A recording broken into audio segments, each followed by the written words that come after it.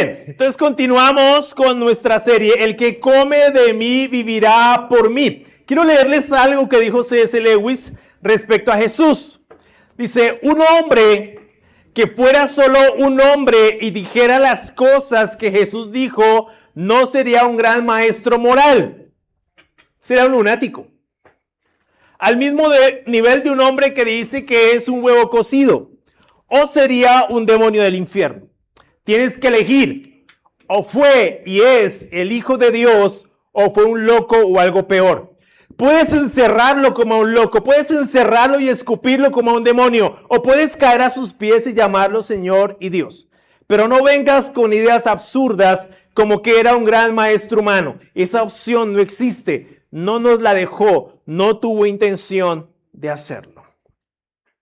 Quería empezar con esto porque creo que estamos en un momento en la historia, no solamente global, sino como Latinoamérica, como colombianos, en la que Jesús no está siendo tan relevante, ¿no?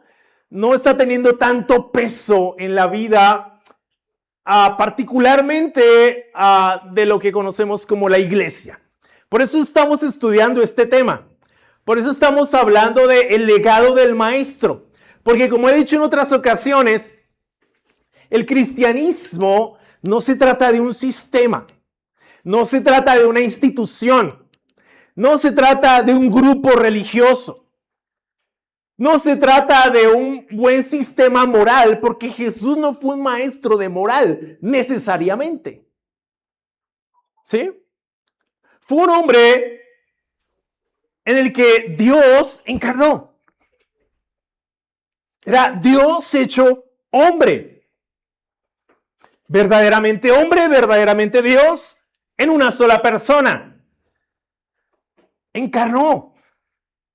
Vino a buscar al hombre. De eso se trata el cristianismo. Dios buscando al hombre. No es que tú buscas a Dios. No es que tú lo buscas.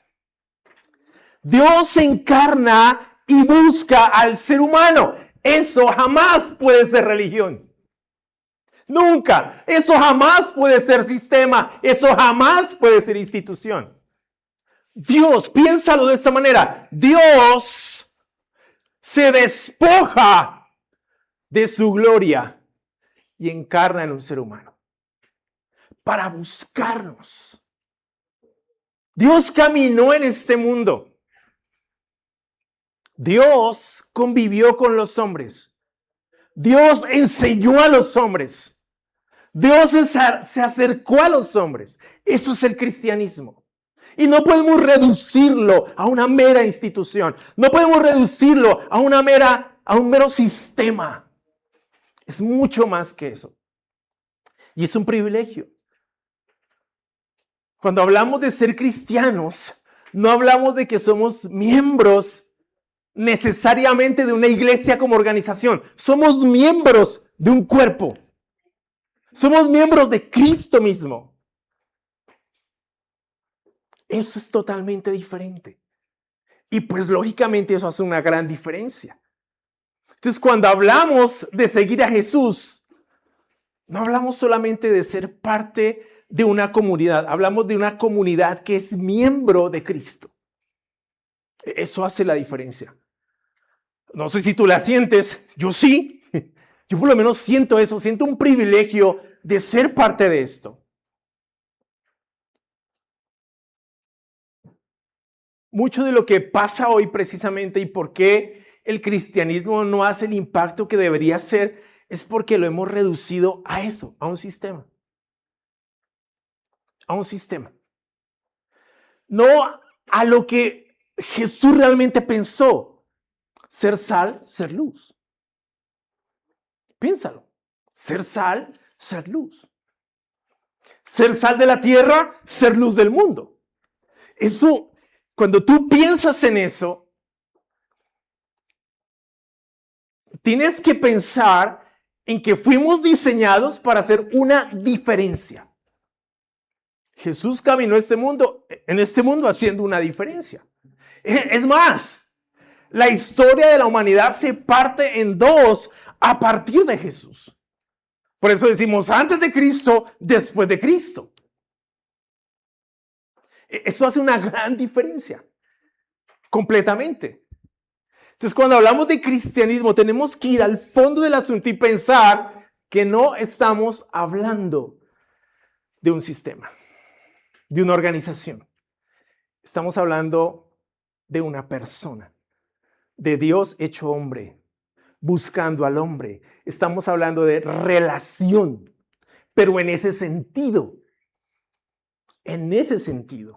Y precisamente por eso Jesús quiere que nosotros como iglesia encarnemos en esta realidad y seamos sal y luz y hagamos de esta realidad algo completamente distinto.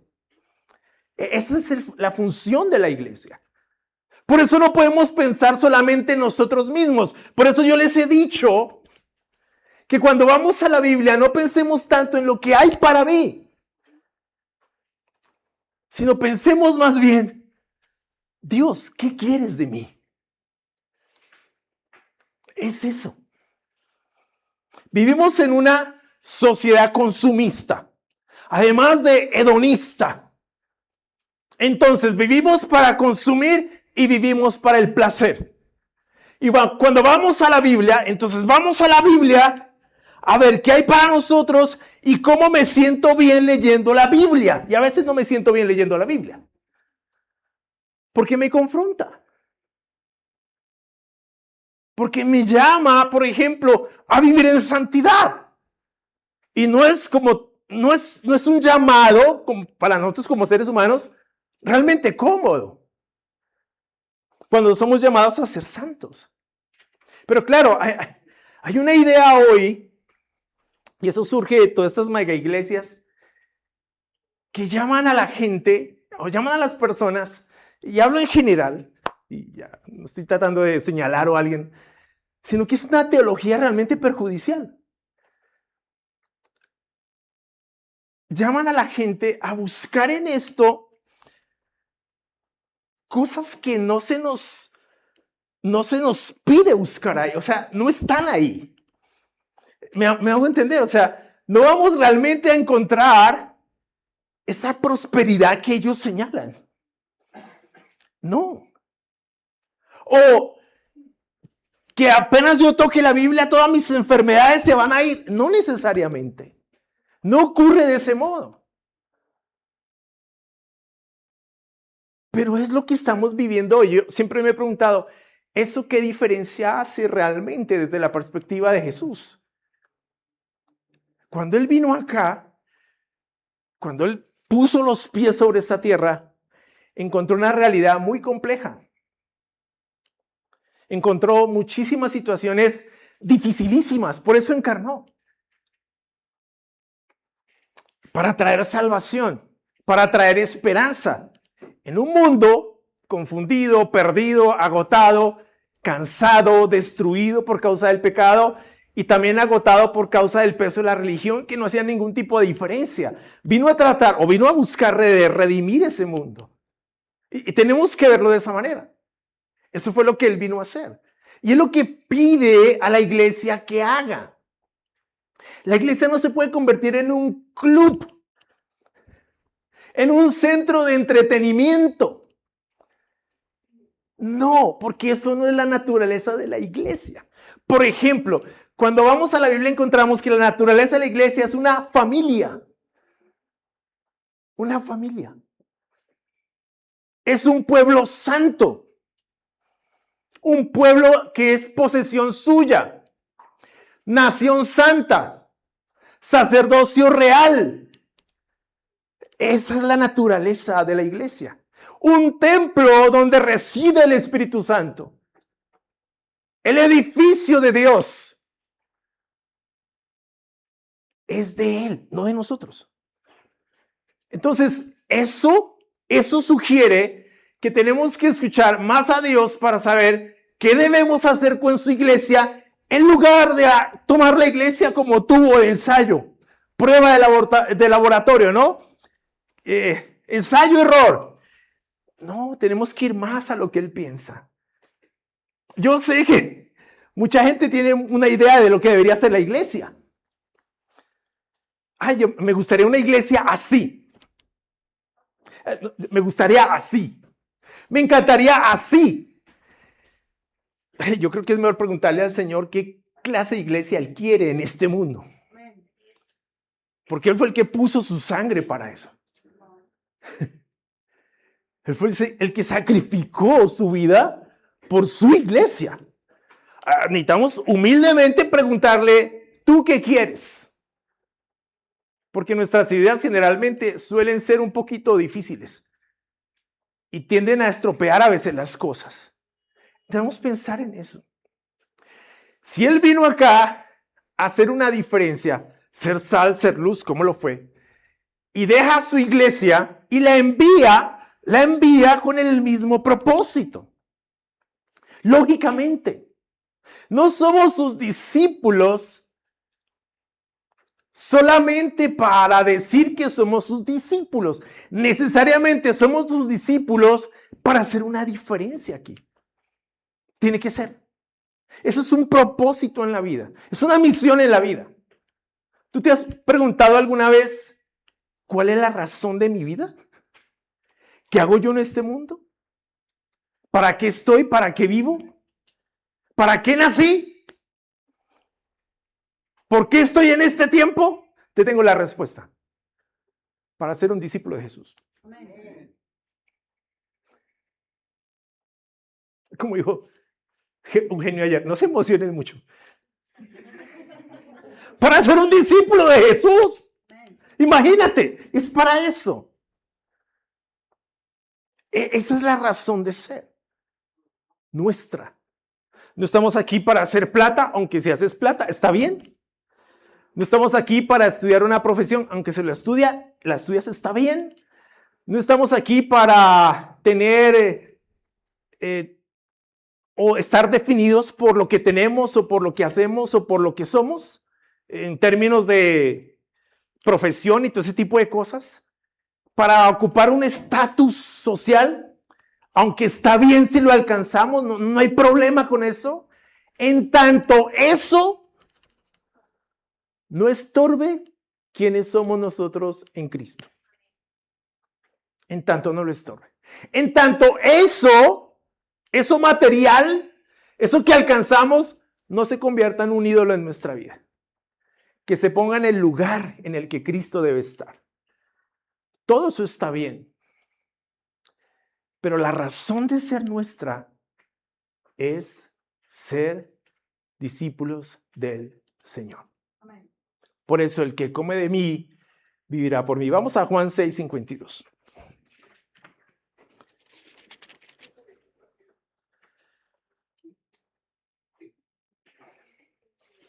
Juan 6:52. Dice, los judíos, por tanto, discutían entre sí diciendo, ¿cómo puede éste darnos a comer su carne? Entonces Jesús les dijo, en verdad les digo que si no comen la carne del Hijo del Hombre y beben su sangre, no tienen vida en ustedes. El que come mi carne y bebe mi sangre tiene vida eterna, y yo lo resucitaré en el día final. Porque mi carne es verdadera comida y mi sangre es verdadera bebida. Si eso no es un propósito en la vida, explíquenme qué es. El que come mi carne, versículo 56, y bebe mi sangre, permanece en mí y yo en él. Como el Padre que vive me envió y yo vivo por el Padre, asimismo el que me come, él también vivirá por mí. Este es el pan que descendió del cielo, no como el que los padres de ustedes comieron y murieron. El que come este pan vivirá para siempre. Eso no es un propósito en la vida. ¿Eso no resignificaría tu vida? ¿Eso no te daría una verdadera identidad? Ok. Versículo 59. Esto dijo Jesús en la sinagoga cuando enseñaba en Capernaum.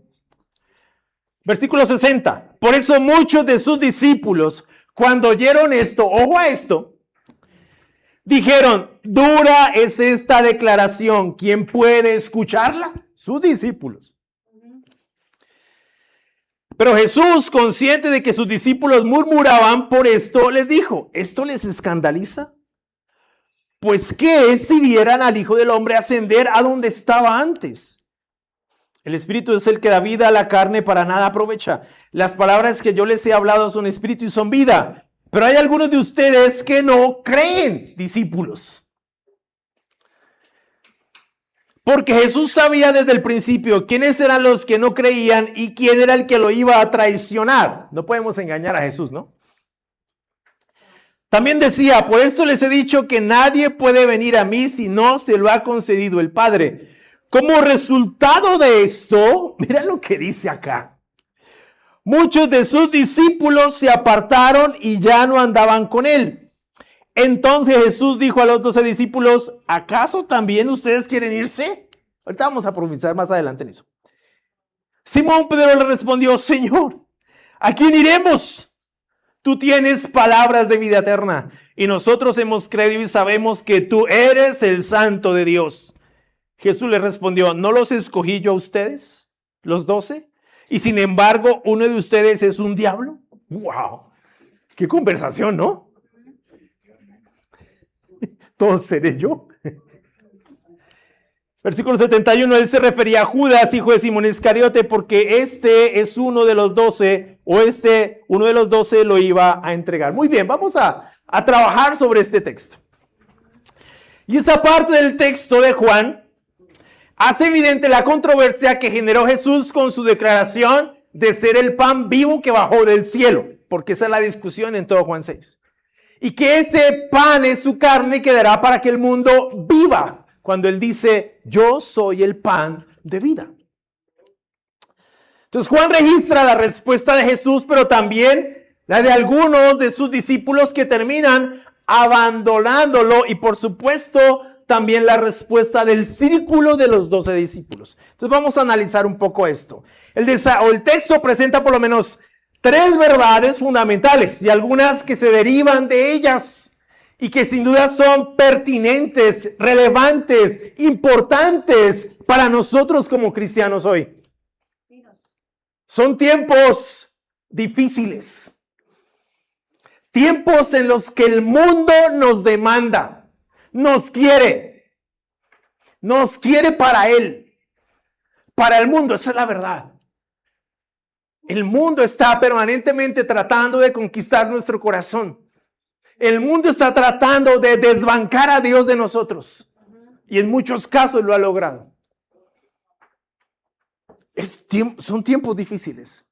Por eso hoy necesitamos urgentemente reforzar quiénes somos. ¿Quiénes somos? No en la iglesia. ¿Quiénes somos en Cristo? Porque eso define todo lo demás. Si tú estás en Cristo, entonces estás llamado a comer de Él y a vivir para Él. Es eso. Entonces esa primera verdad de la que habla Jesús es, porque mi carne es verdadera comida y mi sangre es verdadera bebida. Lo vimos del versículo 52 al versículo 59. Entonces el encabezado del versículo 52 describe el desazón que produjo entre los judíos la declaración de Jesús en el versículo 50 y 51. Vayamos y lo leemos. Versículo 50. Este es el pan que desciende del cielo, para que el que come de él no muera. Yo soy el pan vivo que descendió del cielo. Si alguien come de ese pan, vivirá para siempre. Y el pan que yo también daré por vida del mundo es mi carne. Eso generó un problema muy fuerte entre los judíos. Muy fuerte. Por eso se origina toda esta discusión.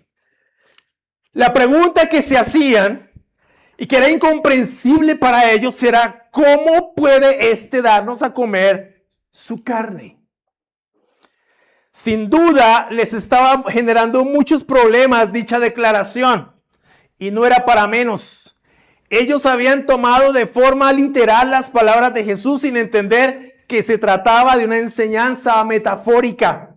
A decir verdad, es difícil creer que no entendieron a qué se refería Jesús. Su objeción no pasaba menos que ser absurda, porque anteriormente ya se había referido a eso.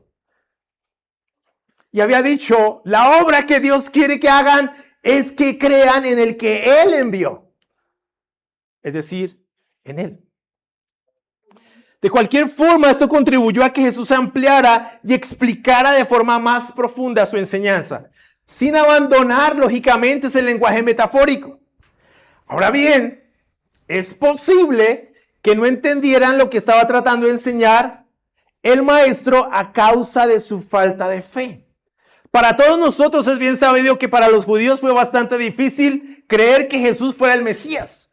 La verdad es que la expectativa mesiánica de parte de ellos era más política que espiritual.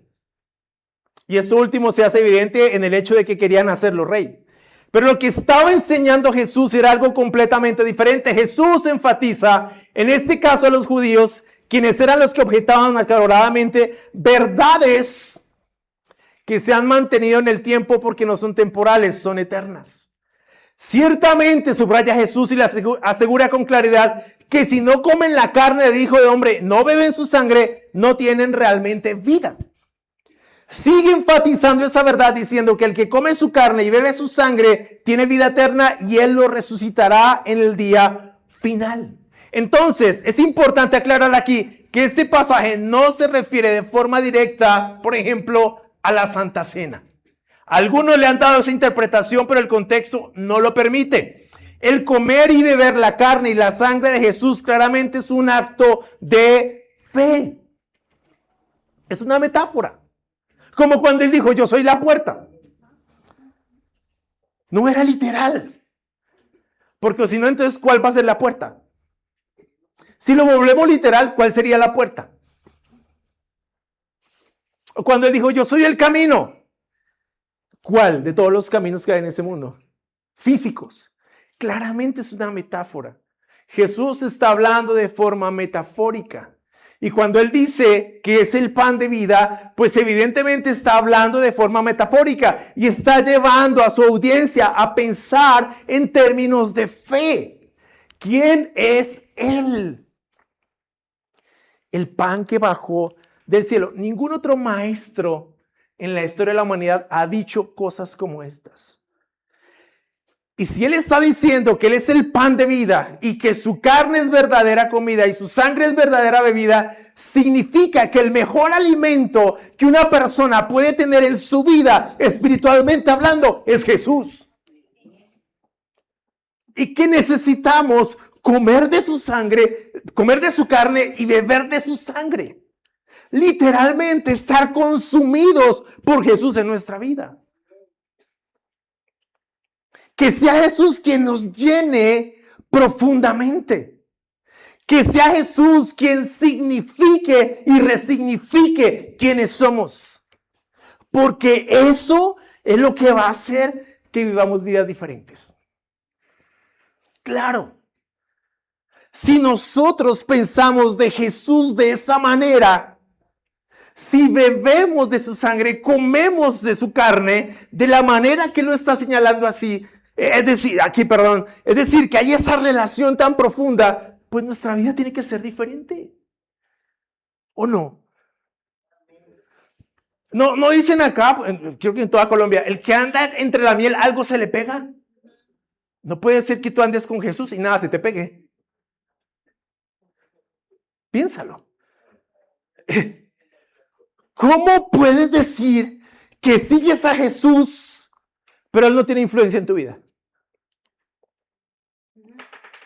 Si sigues a Jesús, pues vas a comer de Él. Él va a ser tu alimento, espiritualmente hablando. No puede ser otro tu alimento. Vamos a profundizar un poco más en eso.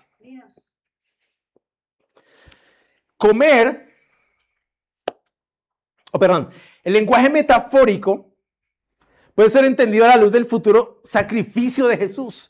La carne y la sangre representan a Jesucristo crucificado y fuente de vida eterna.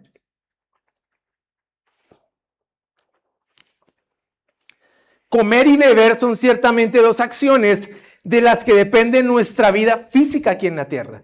Si no comemos y bebemos, sin duda nos podemos enfermar y morir. De modo que comer y beber la carne y la sangre de Jesús es insumo fundamental para la vida espiritual, porque como señala él mismo, su carne es verdadera comida y su sangre es verdadera bebida. En otras palabras, si no dependemos de Jesús sustancialmente, no tendremos vida, verdadera vida, vida eterna. Y él dice, el que come mi carne y bebe mi sangre permanece en mí y yo en él. Juan 15:4 dice, permanezcan en mí, yo permaneceré en ustedes, así como ninguna rama puede dar fruto por sí misma, sino que tiene que permanecer en la vid, así tampoco ustedes pueden dar fruto si no permanecen en mí. Primera de Juan 3:24, el que obedece sus mandamientos permanece en Dios y Dios en él. ¿Cómo sabemos que él permanece en nosotros? Por el Espíritu que él nos dio. Entonces, es un asunto de relación y obediencia. Si no permanecemos en él y en su palabra, en sus enseñanzas, entonces no estamos comiendo de él ni bebiendo de él, puesto que él es verdadera comida y verdadera bebida. Si comemos de Jesús, viviremos por Jesús. Mira, lo que sostuvo a los israelitas por 40 años en el desierto fue el maná. Pero fue algo temporal, de todas formas murieron.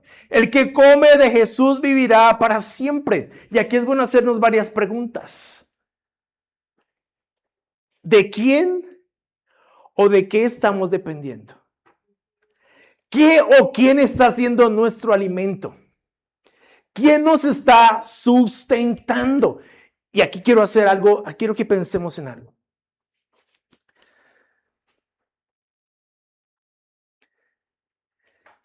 El mundo que vemos en redes sociales, el mundo afuera, el mundo virtual, les voy a decir qué quiere hacer con nosotros. Ese mundo quiere endurecer nuestra conciencia.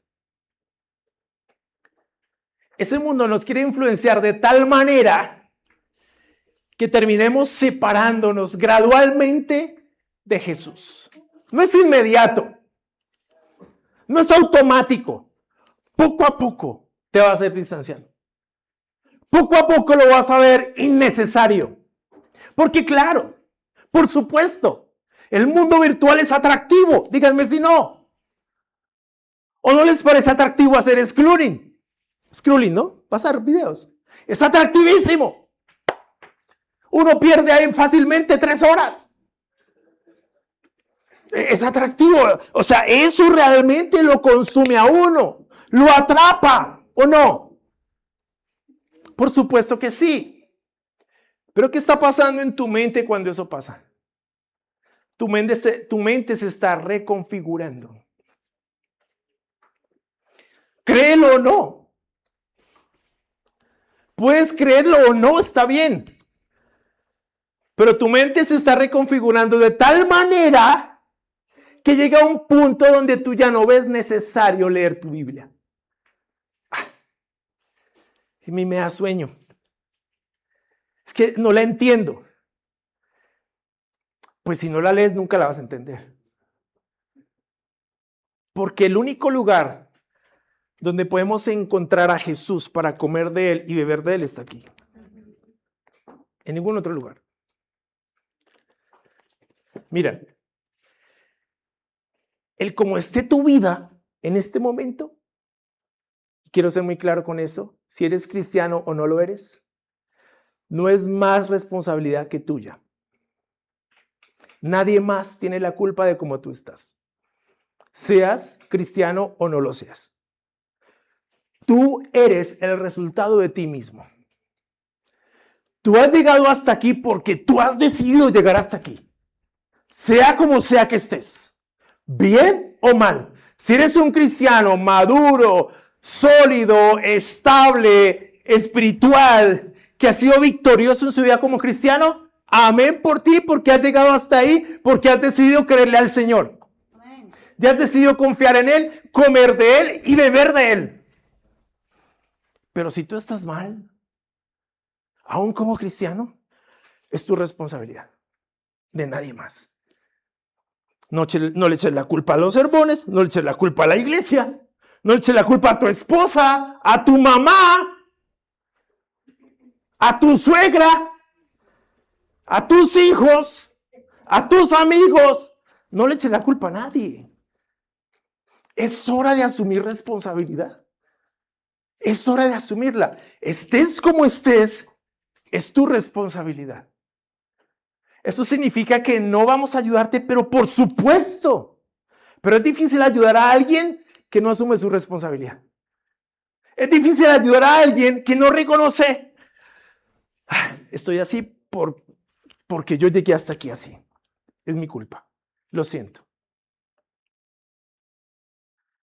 Miren. Yo siempre he pensado algo. Nosotros tenemos que ser claros con lo que hacemos, con lo que vivimos, pero también con lo que damos a entender.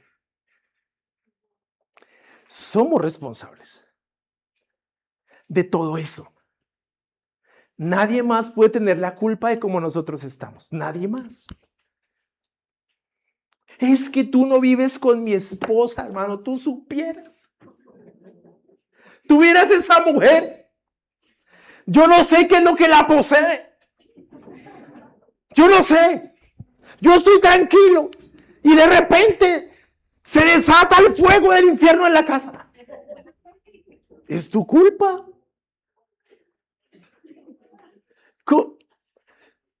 Las cosas están así porque es que tú no vives con ella. Tú vivieras con ella. Bueno. Pues es la esposa que te tocó. Y si ya se pone como enemigo tuyo, ¿qué dice Jesús? Ama a tu enemigo. Llora por quien te persigue. ¿Sí o no? ¿Cierto? Ya. Estoy hablando en serio. De verdad. Tenemos que comenzar a asumir responsabilidad. Mire, de verdad, lo más difícil de ayudar a alguien es ayudar a alguien que no asume su responsabilidad. Que todo el tiempo está culpando a todo, al clima, a las personas, a fulanito, a sutanito, a melanguito, y jamás asume su responsabilidad. No. Incluso le echa la culpa a Dios. Dios, pero es que yo te he orado. ¿Dónde estás, Dios? Te voy a decir algo, a veces nuestras quejas, no siempre, pero a veces nuestras quejas son una vergüenza para Dios. Porque solamente tienes que mirar atrás las veces que Dios te ha sostenido. Mira atrás un poco. Mira atrás las veces que Dios te sacó de un lugar donde tú solo por ti mismo jamás hubieras podido salir. Y mira cómo te sacó Dios de allá. Hay más en este momento que agradecerle a Dios que pedirle. Solo mira atrás. Las veces que Dios te ha rescatado, las veces que Dios te ha sostenido, las veces que Dios, en medio de la confusión, te ha dado respuestas. Tal vez no las que tú querías, pero te ha dado respuestas. Hay que mirar eso también. Lo que Dios se ha hecho. Pero también asumir responsabilidad por lo que yo no he hecho, por lo que he dejado de hacer, por lo que he dejado de decidir. Tenemos que asumir esa responsabilidad. Dios nos va a ayudar, pero por supuesto. Pero por supuesto. Y aquí nos vamos a ayudar, pero claro, por supuesto que sí, para eso estamos. Para eso somos iglesia, para eso somos hermanos, para eso somos amigos. Si tú estás estudiando la Biblia o quieres estudiar la Biblia, te vamos a ayudar, claro. No vamos simplemente a dejarte ahí, vamos a ayudarte. Vamos a estar contigo, vamos a caminar contigo, pero necesitas asumir la responsabilidad. Tú necesitas asumirla. Cada uno. Cada uno de nosotros. Pero no, ustedes como, no, es que yo voy a la iglesia y no siento ganas de nada y no sé qué. A veces son quejas que realmente son una vergüenza para Dios. Porque Dios nos ha dado más de lo que imaginamos y pensamos. Y no es que Dios no escuche nuestras quejas. Claro, Él escucha nuestras quejas. Él nos sostiene y nos ayuda en momentos difíciles, claro. Pero cuando nos volvemos inmaduros en nuestras quejas, cuando hacemos pataletas, Dios, pero es que yo te pedí y tú no me mandaste el príncipe azul del tono azul que yo quería.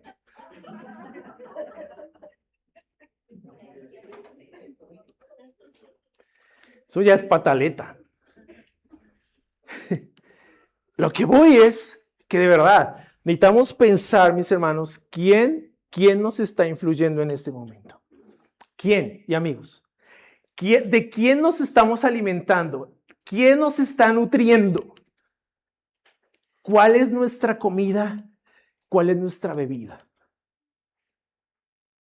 ¿De qué nos estamos alimentando? De verdad, hagamos ese pare y preguntémonos eso. ¿De qué nos estamos alimentando? Porque la comida de este mundo no es manjar, es veneno. ¿Qué estás dejando que tus hijos consuman también?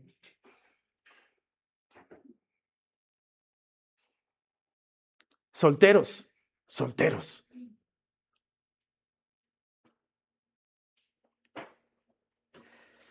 Les voy a decir una cosa. Cuando yo dejé de pedirle a Dios esposa, me mandó esposa. Cuando le dije a Dios, ¿sabes qué, Dios? Te voy a servir. Voy a confiar en lo que tú vas a hacer. Porque también a mí me gustaban las princesas del tono que yo quería, ¿no? No me salían del tono que yo quería. Yo, Dios, pero, ¿no? Me vivía quejando. Eso era la verdad. Hasta que simplemente quedé, no había nada. Yo tuve que confiar, Señor, lo que tú decidas. A ver, ¿dónde está la lista de Adán? Adán le hizo una lista a Dios. Dios, yo quiero una mujer así, así, así. ¿Dónde? En ningún lado. En ningún lado. Es más, no existían las mujeres. No existían. Eso fue idea de Dios. Entonces, si tú confías en Dios, te va a enviar una esposa o un esposo conforme a Él, no conforme a ti. ¿Cuál fue la ruina de Sansón, por ejemplo? Enamorarse de quien no debía. No fue que Dios le mandó a Dalila, no, eso fue necesidad de él. Entonces se enamoró de quien no debía. Y tuve que asumir la responsabilidad. Lo mismo. Asumamos la responsabilidad. Confiemos en Jesús. Confiemos en Dios. De verdad, por favor, confiemos en Dios. Si Él es verdadera comida y Él es verdadera bebida, vas a estar bien alimentado. Amén. No te va a hacer falta nada. No vas a estar raquítico espiritualmente. Vas a estar bien. Vas a estar bien. La comida del mundo es tóxica, mis hermanos y amigos. Tóxica. Es veneno. No se alimenten de eso.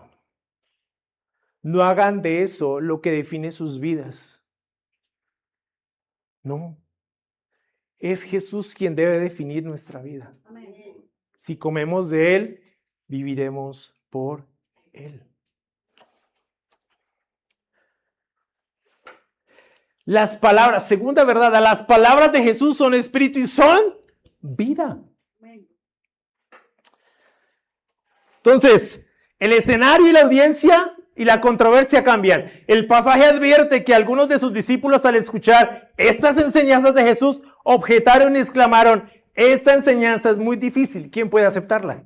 Algunos comentaristas dicen, por ejemplo, al observar este pasaje, que estos discípulos no eran realmente discípulos, es decir, no eran verdaderos. Pero no hay forma de probar eso, ¿no? Especialmente los calvinistas dicen eso. Lo cierto de todo esto es que las palabras de Jesús le resultaron no difíciles de comprender, sino de aceptar. Y yo creo que ese es el gran problema. No es tanto que no entendemos, sí entendemos. Lo que es difícil es aceptar, por supuesto. Y hay verdades, y hay palabras de Jesús, no que no logramos entender, sino que nos cuesta trabajo aceptar. Por ejemplo, cuando Él dice, si te pegan en una mejilla, pon la otra. ¿Eso no era una metáfora? Esa no es una metáfora. Eso es verdad. Es tal cual. Y otras enseñanzas. No es que no las entendamos, es que nos cuesta trabajo aceptarla. También cuando dijo que debíamos amar a nuestros enemigos, orar por ellos y bendecirlos. Eso, claro, cayó muy pesado a la audiencia judía que escuchaba esas enseñanzas. Porque si hay algo que ellos hacían, no era necesariamente amar a sus enemigos, era odiar a sus enemigos. Y le estaba diciendo eso a los judíos en el contexto de Roma, un contexto político pesado. Y él les dice, amen a sus enemigos. O sea, ¿tengo que amar al César? Sí. ¿Y orar por él? ¿Te das cuenta del peso ideológico de eso? Pero no es simplemente una norma moral. Es algo que transforma toda nuestra manera de pensar. Jesús no nos está llamando solamente a hacer o no hacer, sino a pensar como Él. Porque sus palabras son espíritu y son vida. Para sus discípulos esto fue un problema, ¿no? Y Él les dice, ¿esto les causa tropiezo, los escandaliza? El asunto es que las palabras con las que rebate su murmuración son mucho más radicales y complejas. Él les dice, si esto les causa tropiezo, ¿se imaginan de qué forma les escandalizaría si vieran al Hijo del Hombre subir a donde antes estaba? Sin duda, refiriéndose a su preexistencia en el seno del Padre y lógicamente a todo lo relacionado con su muerte y esencialmente su resurrección. El Espíritu da vida por medio de las enseñanzas de Jesús. Sin embargo, la carne no aprovecha. Las enseñanzas de Jesús son espíritu y son vida. Son espíritu y son vida. Eso significa que tienen la capacidad de sostener, sustentar y definir tu vida de forma significativa. ¿Quieres una identidad? Ahí la tienes. Amén. ¿Quieres ser alguien en la vida? Ahí está. Sé un discípulo. Porque lo demás se queda aquí. Lo único que nos vamos a llevar es la imagen de Él o la del mundo.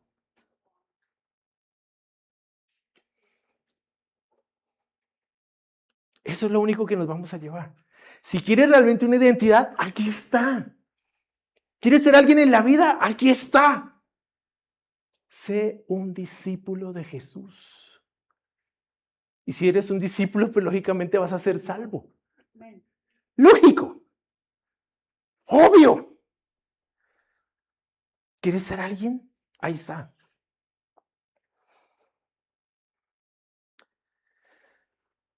No permitas que el mundo defina quién eres. Como hombre, ni como mujer, ni como esposa, ni como esposo, ni como amigo, ni como novio, ni como novia, ni como amiga. Porque todas esas ideas son veneno. Permite que sea Jesús quien te define, quien hace de ti alguien diferente. Solamente comiendo de Él podremos vivir por Él y ser sal y luz en este mundo. Sus palabras son espíritu y son vida. Amén. Cómelas, bébelas, llénate de ellas, que sea lo que define tu vida. Cuando estés en medio de alguna situación, pregúntate, ¿cómo pensaría Jesús acerca de esto? ¿O qué piensa Jesús acerca de esto? Porque se trata de pensar como Él. Porque el mundo no cambia. Porque claro, hay muchos cristianos. Claro, en Latinoamérica hay un montón. Pero muchos no piensan como Él. Son hombres y mujeres de iglesia, pero no cristianos. No discípulos del Señor. Y no estamos llamados a ser hombres y mujeres de iglesia. Estamos llamados a ser discípulos. Discípulos. Eso hace la diferencia. Porque cuando somos discípulos, somos aprendices del Maestro. ¿Cómo quiere Dios? ¿Cómo quiere Jesús que yo trate a mi hermana en la fe? A mi novia. Yo les he contado a ustedes cómo yo fui en noviazgo con mi esposa. Un noviazgo de 15 meses en los que no hubo un beso, ni un abrazo inapropiado, nada. No hubo relaciones sexuales, nada. ¿Por qué? Porque es que la iglesia me exigía eso. No. Jesús me enseñó eso en su palabra y su palabra es espíritu y es vida. Nos casamos vírgenes. Claro, esas ideas en el mundo son es arcaico. Ahorita eso no funciona. Bueno, está bien. Tengo un matrimonio. Vamos a cumplir este año 28 años. Yo sabía solamente que quería saber. Pregúntele cuándo nos noviamos y verá que no se acuerda. 28. 28 años de casados y hemos sido fieles el uno al otro. Porque somos increíbles. No, mis amigos y hermanos, porque Jesús ha sido el centro de nuestra vida. Es por eso. No porque somos increíblemente buenos, increíblemente increíbles. Somos, como dice Julián, Super Saiyajin fase 10. No, porque somos discípulos de Jesús. Y porque hemos decidido vivir en ese discipulado de Jesús, hemos podido vivir lo que hemos vivido. Es por eso, porque sus palabras son espíritu y son vida. Entonces eso escandalizó a sus discípulos. Dice la Biblia que muchos a partir de ese día lo dejaron. Se fueron, porque Jesús los confrontó con esas verdades. Y Jesús no fue que les dijo, ay, ¿ustedes también se van a ir? No, él no dijo así. Él no dijo así. No. La frase traducida en el griego dice, ustedes no estarán pensando irse también. Así. Pedro, Señor, ¿a quién iremos? Tú tienes palabras de vida eterna. ¿A quién iremos? Yo te hago la pregunta, ¿qué buscas aquí o a quién buscas? Esa es la pregunta. ¿A quién buscas? Si buscas a Jesús, lo vas a encontrar. Claro, porque Él quiere que lo encontremos. Por eso se revela. Si tú quieres a Jesús, Dios te va a llevar a Jesús. Si tú no quieres a Jesús, Dios no te va a llevar a Jesús. Sencillo. ¿Por qué? Porque Él dice, ¿qué es lo que dice la Escritura?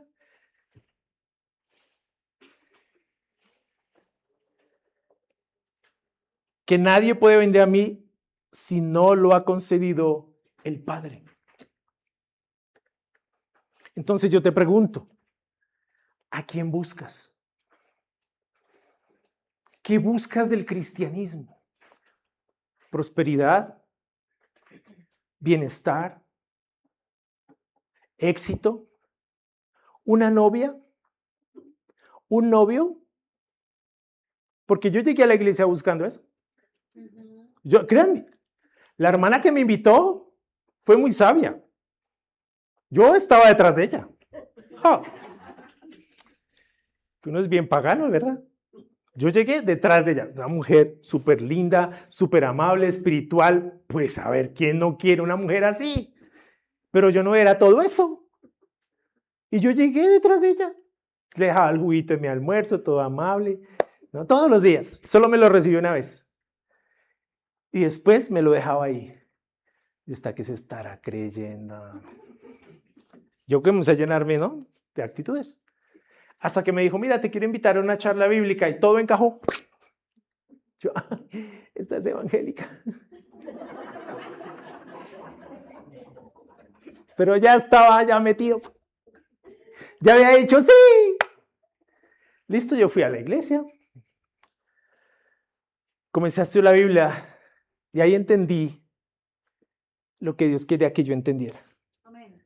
Que yo quería que lo buscara a Él. Que la razón de ser del cristianismo es Él. Que lo que debemos buscar es a Él.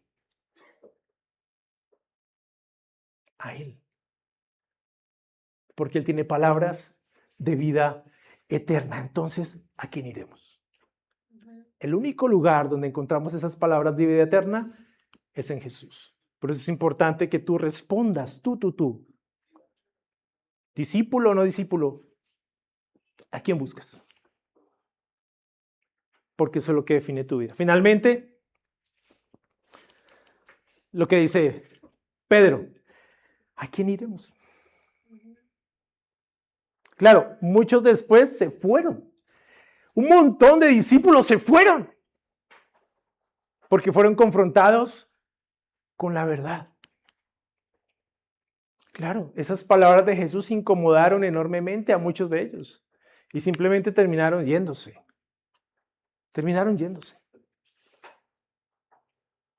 Los 12 se quedaron, incluido Judas. Pero es la Biblia que Jesús sabía desde el principio quiénes eran los que creían en Él, quiénes eran y quién lo iba a traicionar. De modo que tenemos que ser claros con eso. Yo a Jesús no lo puedo engañar. Si yo sigo a Jesús, Él va a saber si yo realmente lo sigo porque realmente lo quiero seguir a Él. Yo estoy claro que si Jesús, que si Él me conoce, Él sabe mi corazón, conoce mi corazón, Él sabe quién lo va a seguir, quién no. Y Judas, del que nadie sospechaba, siguió ahí. Porque ese era el discípulo políticamente correcto. Del que nadie sospechaba. El buena gente. El increíble. Piénsenlo. El día que Jesús les dijo a los 12, uno de ustedes me va a traicionar, nadie dudó de Judas. ¿Pueden creer? Nadie.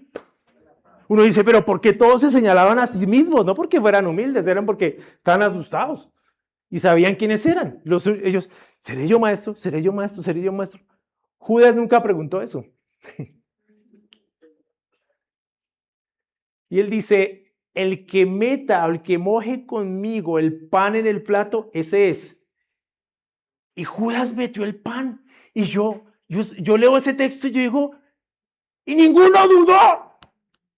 Yo, pero, muchachos, a ver, ¿qué les dieron? ¿Cómo es que no se dan cuenta? Ni aún así. Y todos pensaron, no, es que de pronto Jesús dice, lo que has de hacer, véanlo ya, y pensaron que era una ayuda para los pobres, imagínense. O sea, nadie dudaba del tipo. Uno dice, ¿pero por qué? Pues muy seguramente porque no había razón para dudar de él. Por lo menos no había dado una razón para dudar de él. Solamente después es que todos caen en cuenta, wow, era Judas. Jesús sí sabía. A lo que voy es, Jesús sí sabe. Tal vez hay muchos no discípulos metidos en las iglesias. Van a la iglesia porque chévere estar ahí. Está bien, no hay problema. Jesús sí conoce quién es, cada uno de nosotros. Por eso Por eso tenemos que hacer esta reflexión y pensar, ¿por qué estoy aquí? ¿A quién busco? ¿Qué busco? ¿Quién Dios desea que yo sea? Porque a la larga se trata de eso. Se trata de eso. Recordemos estas tres cosas importantísimas. Porque la carne de Jesús es verdadera comida y su sangre es verdadera bebida. 2, las palabras de Jesús son espíritu y son vida. Y 3, Él tiene palabras de vida eterna. Y solo quien come de Él vivirá por Él. Muchas gracias, muy amables.